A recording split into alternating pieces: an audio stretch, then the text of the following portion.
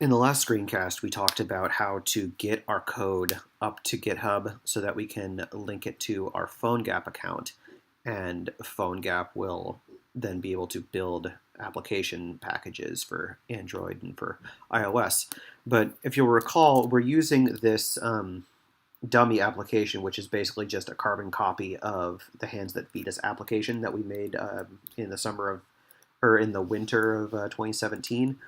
So consequently, it's got Hands That Feed Us as the title, and this is the description. It's got a version number, all this.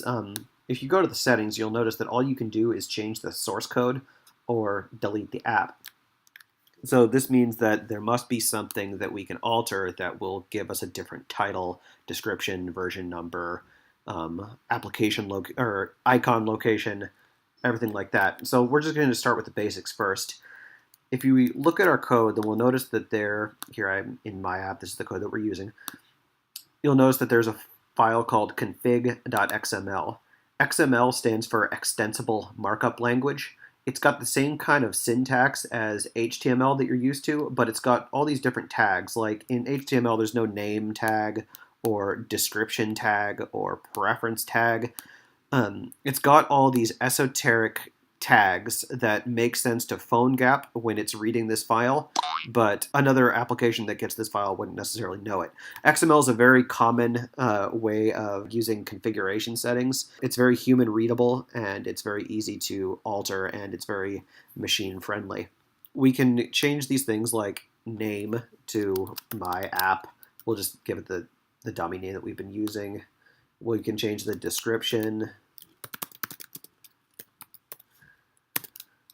I'll roll back the version number to 1, as well as the version code. We might talk about version codes later. And I'll give it a different ending to its ID. And that's all we need to change for right now. Because I made a change, I need to go back to GitHub desktop. I will go over to my uncommitted changes, updated info. I'll commit that. I'll sync up this change that we've made. It shouldn't take very long. And let's go over to our PhoneGap account and see what things look like. I'm going to go to Update Code, pull latest. And we got my app. This is a dummy app. You'll see that the version number has changed. There we go. There's a file inside the application that defines configuration information about the application, and it's called config.xml. In the next video, we're going to learn how to use config.xml to find the application icon resources that are needed to make all the icons on different phones and different phone sizes.